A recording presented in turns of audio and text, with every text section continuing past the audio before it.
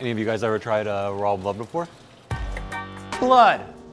You don't see it on many restaurant menus, but not only is it important to use the whole animal, blood can also taste really, really good. It can, but you can also ask, why the f is this actually in my food? So our friend Hugue from the Steakhouse, M. Wells, is going to teach us everything about blood. Where I'm from, in Quebec, growing up, I would eat blood sausage for breakfast, but it was terrible. I remember growing up, like the blood was like too cooked, crumbly. It was not something very enjoyable. You know, I found out that it's possible to have it good and creamy. I've been fascinated by that, and it's also a great way to thicken sauces. If you think about that, you could use blood just as you would use egg yolks. If it's not in a sausage, I don't know how to cook with blood, but just giving the kind of tip of treat it like an egg yolk makes it a lot more accessible, just like kind of automatically. I guess is how you approach it. This has cultural and a history, right? It's not like you're just like, you know, making buttermilk pancakes with blood in them just because you can or anything like that. This was created for a reason, and it was like you were saying, like you have the whole animal. It's the first thing you get to have because it's the freshest and it doesn't last that long. The freshest, and also you had to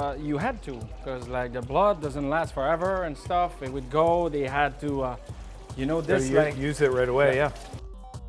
Most importantly, we're gonna drink, okay? Because it's also my day off. And cheers, I'm very happy. Cheers. Cheers. Cheers. Thank you.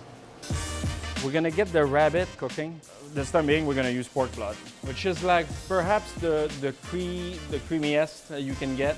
Okay. You know, when you go with like cow blood or even goat. Goat is very delicious as well, but like, it's drier. Ready? Oh. Nice. And the sauce perfect. The sauce is pretty good already. We're just gonna make a little mix of blood, a little bit of cream. I said cognac, but we'll go with Armagnac. So it's just a blood hollandaise. Hollandaise, it's more like a hot mayonnaise. Okay. That would be more. I mean, it's closer to crème anglaise for me. Okay. You know. Now we're gonna do the blood sausage. We'll do the Korean version of it. The French version I'm doing and stuff. There's so many steps. I would have spent the night.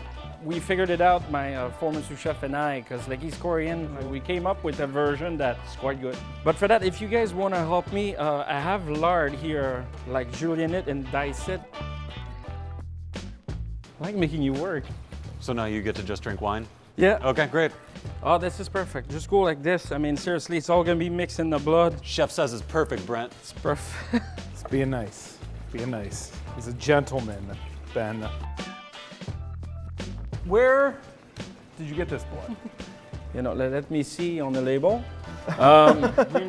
We work with De Braga. It's from a slaughterhouse. I mean, it's a little bit of a mystery. I trust them, and because like I've been supplied with this blood for a long time now, I know that it's good blood. A lot of customers ask for blood. Depending on where they're from, they're often horrified that we can't get these parts of the animal. Blood's one of those few things that you can't find where it's from. And if you ask somebody like, no, I need to know where it's from, they would just be like, why the f do you care? You always have to kind of like fight that up about it. Like, no, it matters. It does matters to me, it matters to my customers when they ask. And I always have to have an answer for my customers. You can never say to your customer, I don't know. Yeah, no, totally. Just like I did just now. So what do we have there? Korean chili flakes, sesame oil, the fermented bean paste, the glass noodle. Garlic, ginger, scallions, fat. And then we're gonna need blood at some point. Eventually, yeah. And then, I mean, we're gonna encase the whole thing. So, I mean, I don't know, did you guys wanna work on that? I can do that. Do you want me to do this? Yeah. And you know what? We don't wanna go too long. The stinkiest job in the kitchen? Job. Brent, please don't embarrass me and f the casings. Maybe I will. This is like the one part of this process you and I are supposed to actually know how to do this. So I feel like we would be remiss to not mention the sound of the babbling brook next to us. You know, even getting it fresh in the morning, they wouldn't be enough. It needs to be alive a few minutes before. We just knock him dead, got them Without trying to rub the skin, we rinse it a little bit inside and then dip it in white vinegar. It turns electric blue. Hey, hey Ben.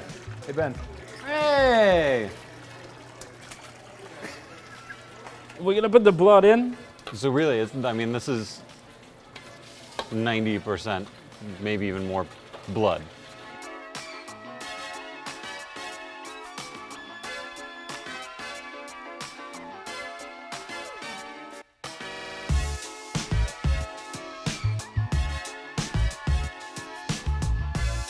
We have the blood sausage that's also ready.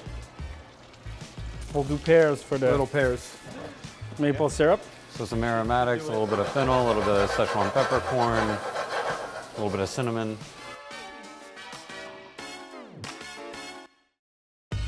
Now we're gonna make the sanguette. Sanguette is a little crepe, traditionally made out of chicken blood or goat blood. And I mean, it's a pancake made with blood. I have a tattoo of pancakes on me, so I am very into this. My dog, pancakes. So we're talking about the blood a little, not as fatty, generally. I use chicken blood over goat blood. They kill chicken every day. So collecting the blood, it's easy as opposed to, but that's mostly the reason why. But I would have loved to be able to get goat blood. I think like most people could never find raw chicken blood. I happen to have like a friend that has a halal slaughterhouse. This is it. So you have a part that's coagulate. Yeah. Coagulated, and you have a part that like it's almost like water, you know. So like it separates like this. I'm gonna blend it again, just so we can work the garnish better and stuff, and we can pour it more evenly. I'm just gonna put a little vinegar.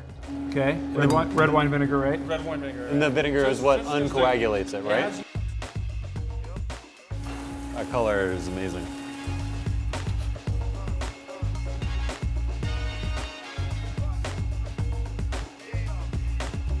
Oh, can we try that a little bit?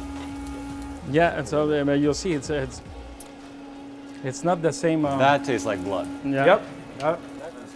So we just pour it over, right?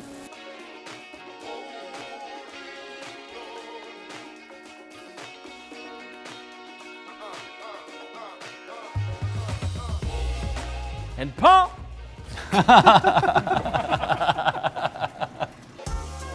We're gonna eat all of this now. You got the biggest pieces of sausage for people. You gotta Do commit. Oh my God. I mean, I have to say, this is like, might be my favorite today. Yeah, this is exactly the opposite of what you were saying you grew up with when you were eating blood sausage, where it was just Oh, like no, crumbly totally. and overcooked. Yeah. No, I can tell you that like all the blood around, like it's cooked perfectly and it's creamy and stuff. That chili paste comes through. It's well seasoned, a little spicy. I mean, you can feel the blood, right? It almost like on the verge of being astringent or something. It's like, you know, it's there. It's like coating your mouth. I think it's the pears and that bean curd coming together. You want something to start brunch with? There you go. I mean, do we even need? Yes, I think we can just dig in it. Yeah, let's just get in there.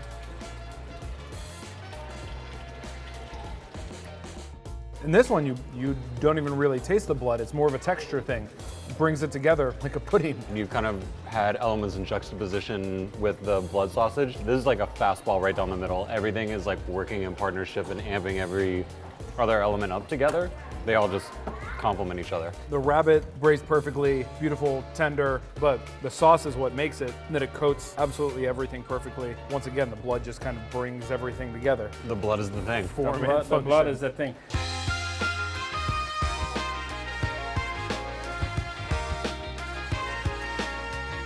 I think the chicken blood pancake is something that might be the most accessible among like these three dishes. I am shocked. Yeah, it's But- really mild. The chicken blood is actually really light. It has a different mouthfeel than the pork. That thing we were talking about earlier about how, you know, with the pork, it kind of like lingers. You can feel it texturally. This one is there and then it's gone. You never hear like chicken blood pancake and you're like, that's definitely gonna be the dish for me. But that is outrageously good. We came here with the question, how do we use blood? Yeah. Like, is it worth using? How to use it the best way? I think you just gave us like 3 shining examples of how to use blood. That is not just like a part of the dish or an element of the dish, it's what makes the dish. These are all fantastic. Thank you so much for having us. And now that we've been working with bloods like that, I would say thank you, brothers.